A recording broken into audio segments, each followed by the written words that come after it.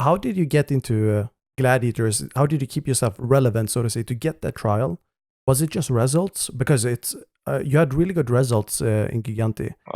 Yeah, I think it was just results. I do zero networking.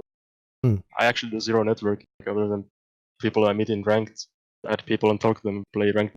What's up, guys? Welcome to the Player Hustle. Today we have Shaz with us. How you doing, man? I'm doing good. Nice. So you're the long how to say, not long term, but you've been with Gladiators for a long time, and Yes. you're their flex support.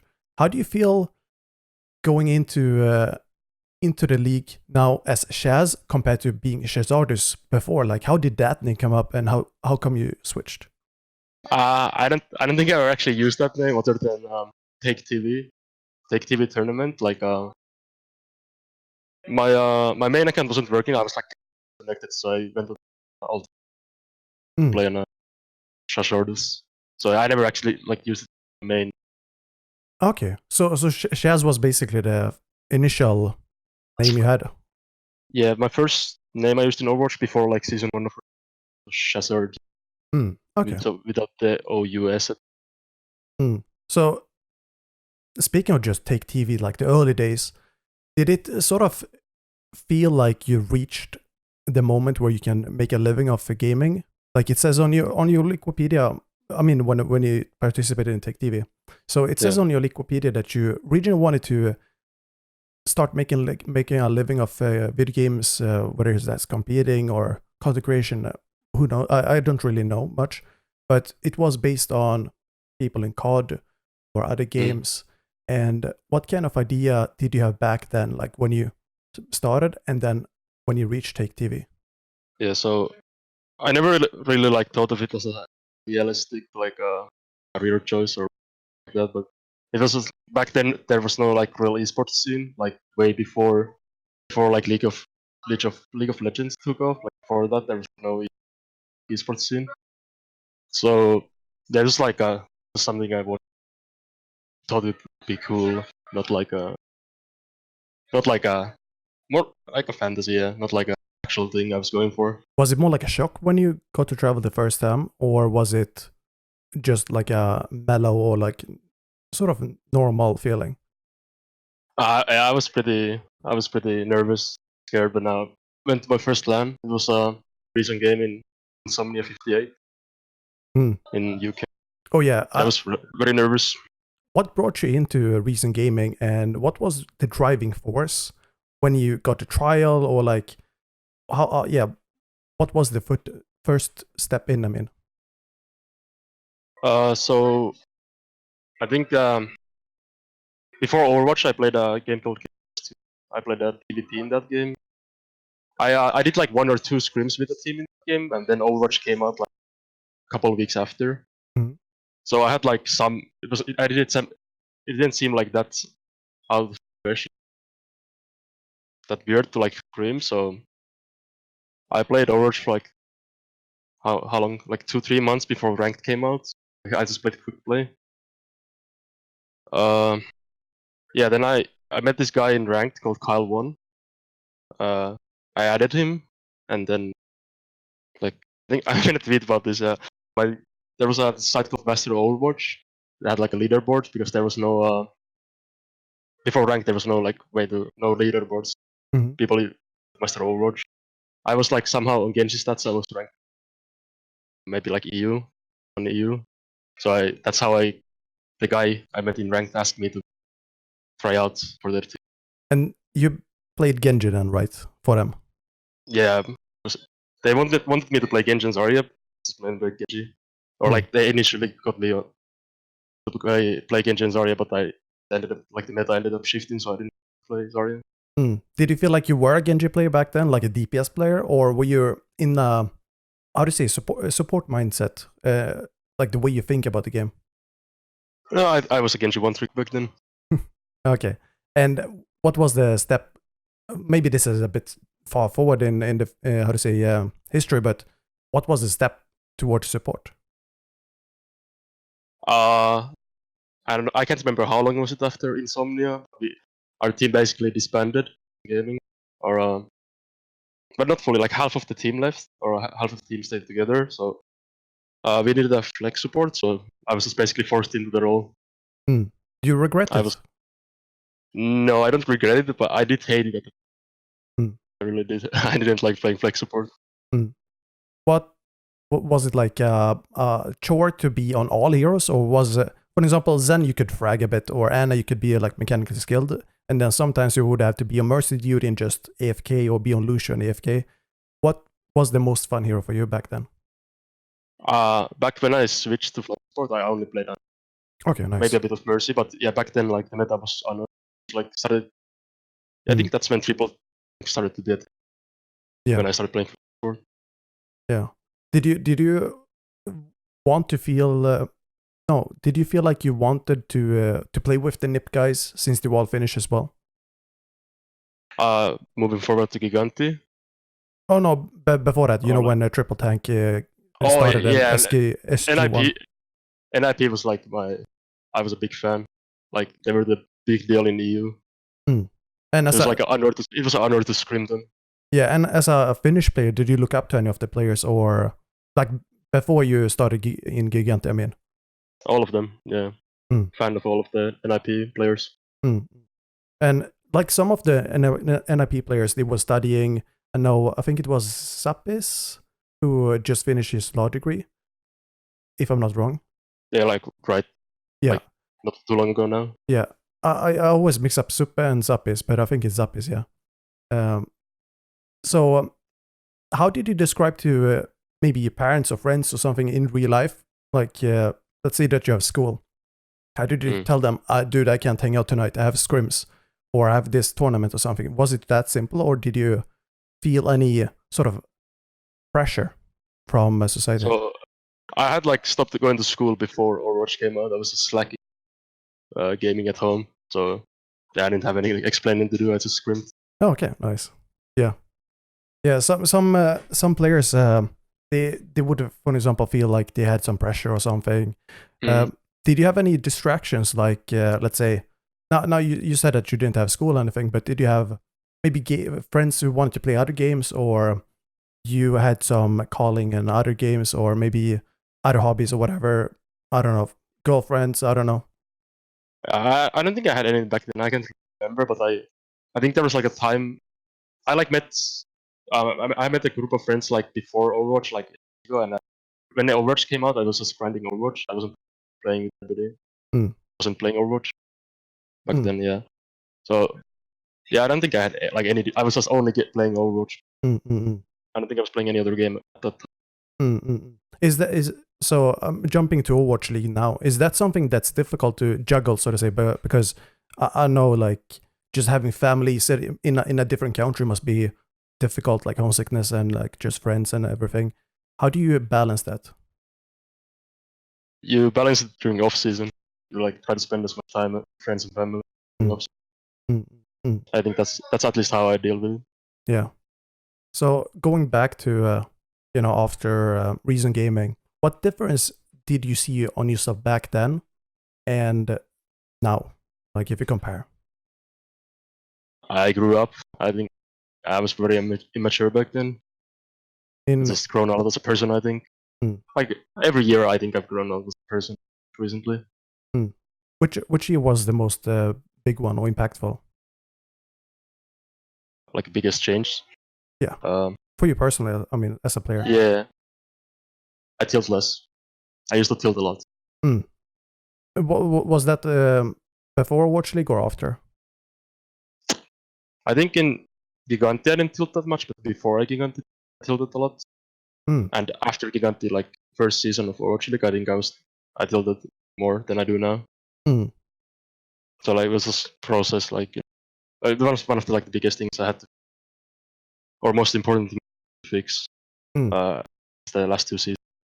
Was it like a thing in the team that made you like tilt less, or I know you mentioned in Gigant you didn't tilt that much. Was it like just the team culture, or the way things are done in the team that sort of prohibited it? I'm not sure why I tilted less in Gigant, but I know that I did tilt.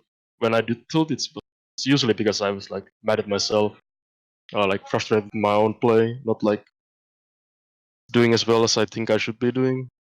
Usually have to do with that, like.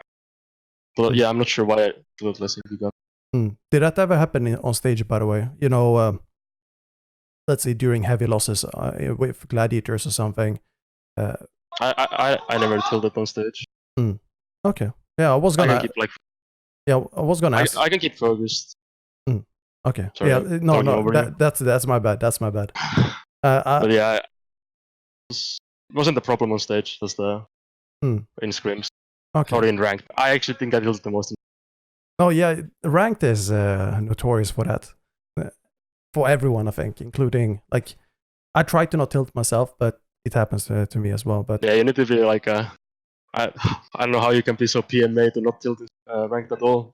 There's some people who just don't tilt. I don't understand how they don't tilt in ranked ever. Yeah, like I was gonna ask you at first, because usually every player has had some moment where they maybe tilted on stage or something. Doesn't have to apply to everyone, like you won. And I was gonna ask, like, how do you deal with that? Do you feel like you always have some sort of process, or do you feel like it's just natural, like you don't know exactly how it's done, but it just happens? Just not how to not tilt in general. Yeah, on stage, for example. I don't know. On stage, I don't have to think about it. But in scrims and like ranked, I think it's just like you just need to like. I think beginning is just realizing tilting doesn't help. Like it just hurts like your own play. It hurts your team's play. Just there's no point in it, really. It happens, but there's no point in doing it. Yeah. So I think just realizing it is a big. How did you? It doesn't like completely stop it, but yeah. How did you get into Gladiators? How did you keep yourself relevant, so to say, to get that trial? Was it just results? Because it's you had really good results in Gigantti. Yeah, I think it was just results. I do zero networking. I actually do zero networking other than people I meet in ranked. Add people and talk to them, play ranked. Is that something you would want to do more, or do you feel like it's maybe not that necessary for you? Networking? Yeah, I don't want to network. How much would you recommend that to yourself if you would start right now, for example, as a young player? From the start? I don't know. I'm not sure. Maybe it was easier back then to get noticed. Like, there was, especially at the start of the Overwatch, like there was like more need for players than there is. So, yeah, I'm not sure.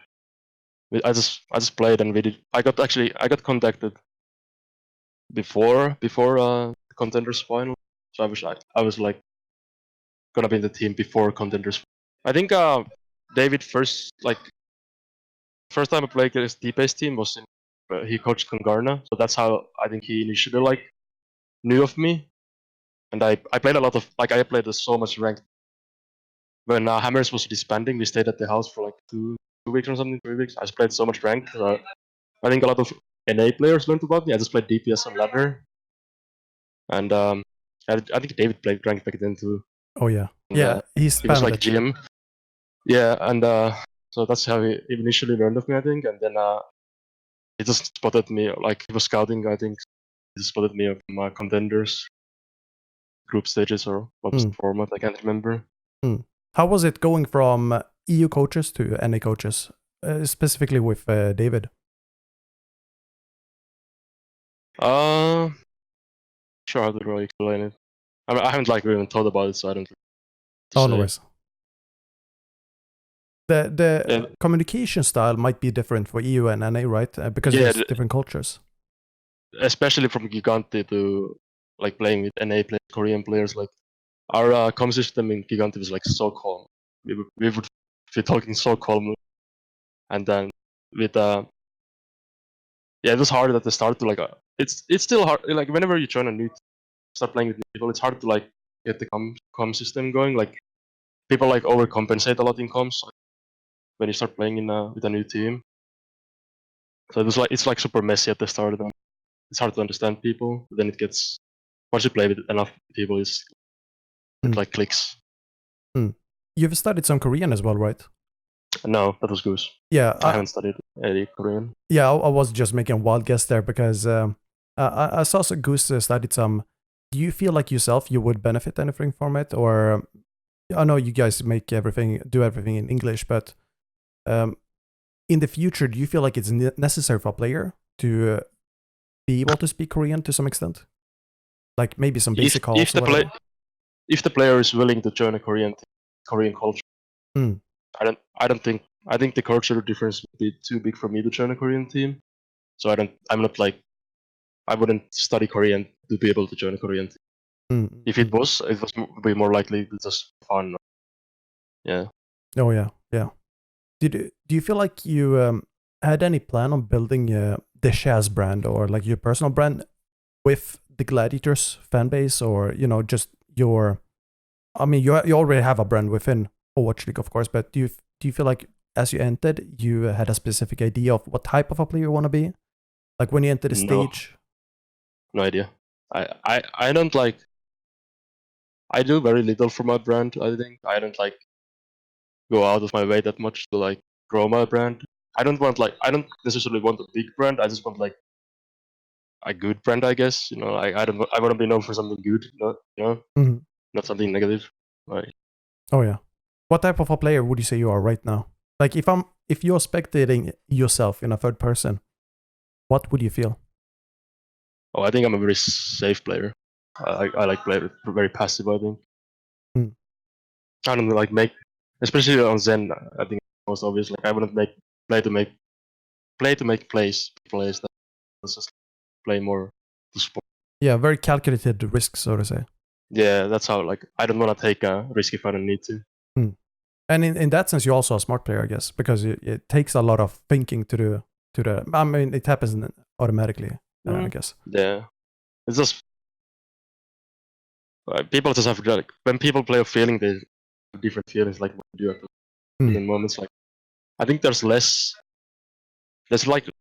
less good aggressive players. I think there's passive. I think being aggressive.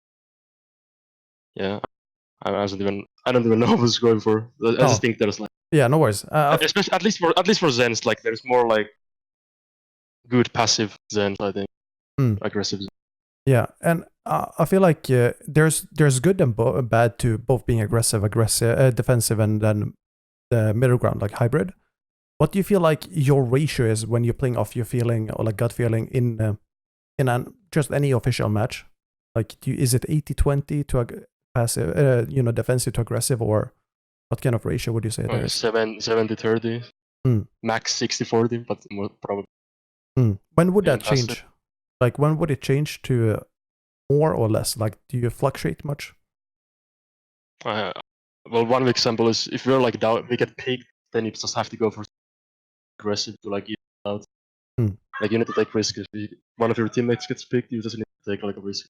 And yeah, you go off a gut feeling, I guess. When you, it's like a gut feeling for you. You don't really memorize. Okay, this happened. I need to do that. Or how... It's a gut feeling, but at the same time, it's also just pain happening around you the game. Yeah. So maybe it's not really a gut feeling. It's just you don't actively think about it, but you're still like thinking about it. If that makes sense. Oh yeah. But do you feel like that's something a lot of players in the league or maybe contenders kind of lack? Going with that gut feeling and they think a bit too much, or do you feel like that's like the norm in Overwatch League, but maybe not contenders? I think that's a norm. I think that's just like. I mean, yeah, I maybe gut feeling is not the right word. I think everybody's just like unconsciously, unconsciously or consciously, which one's the word? Like without thinking about it, you think about everything that's. Oh yeah. And you make a decision based off it. So I think that's basically how everybody plays the league. Like just see what's happening and do a decision based on that. But different people will make different decisions. Yeah. And now with the new season coming in, how do you feel about traveling? I'm excited to see like all the new places wherever we could travel. Like the actual traveling part, the flying part, I don't want to do that, but it's not gonna happen. So yeah, I'm excited to play at other homestands. Excited to play at the homestands, and I'm excited for just seeing different places, the culture, try all the different. So let's say that you go to Atlanta or Dallas, and you're met with booze, like boo, not like booze the drinking. Booze, yeah, I know. do you get excited by that stuff? Like, do you get more energy, or doesn't it affect you at all? Well, I think the first World Cup I played in Incheon, Korea. Like, I think I got a pretty good idea what it's gonna be like with like full Korean audience, and then playing against South Korea. How was that? It was, I was, yeah, it's different. I'm not playing for it's like there's some more pressure because like whenever the enemy team, the home team does anything, like they get so many like pauses and people cheering for them. But when you do something, nobody really says anything. Like a crowd is quiet when you do something good. Team. So there's some like hostility. I would not hostility. It's just like yeah. Would you banter with any player? Like if it was you versus someone else, like they teabag you, would you teabag back? Just for the crowd? Me? Yeah. Oh, I probably would. I wouldn't like do it first. But somebody teabag me, then I roll them. Then I would probably teabag back. Yeah, I mean that's what the crowd wants to see sometimes. Mm-hmm. Do you feel like you have any town that you or city, I mean, that you want to visit the most? Any city or town? Yeah, like within the league. So nice. Korean food's good. Yeah, it's also the mecca of esports, and just like myself at least, I get a different feeling when I'm in Korea compared to everywhere else. Like it feels like you can just feel the, I don't know, the culture, the esports culture a bit more. I don't think I've traveled enough to not know. I'm not sure. I feel like that. I've been to Korea once, and I think it just feels different that whenever you go somewhere I haven't been much. LA is starting to feel normal now. Like LA doesn't feel that different anymore. But like first when I was like the first year in LA, like it felt very different. Being in Finland. How is it to have a team house with many other players? I assume you guys have a house, right? Not apartments. Mm-hmm. Do you? Yeah, we have a house. Yeah. Do you feel like it's any difficult, like to get sleep, or just how to say noise levels, that kind of stuff, or is it just pretty easy to mitigate? I don't mind it. I think everybody just gets noise cancelling headphones or earbuds. Like when you're like in an area where I'm PC area. Yeah. So I don't think anybody minds them. Some people might mind when you try to sleep. I don't really mind it too much. Like noise is coming from here. Sleep. Yeah, I think I'm pretty good with like being like I don't mind all the sound, all the a lot of people being around. So let's say that you have who's like a player in Contenders that's your favorite. Contenders. Yeah, or just open division if you have any, or ranked even. So somebody who's just nutty or something. Yeah, just some like nobody or something, that wants to go pro but maybe isn't that yet. Well, I know Kevster's pretty nutty. Contenders player. Kevster's really nutty. What type of advice would you give him, like to set him up for success? Kevster? Yeah, Kevster. Don't listen to what Mirror says. Don't listen to that kid. Yeah. I just nah. I don't really know like some actual advice. I mean that's one advice already. Like, don't listen to outside stuff.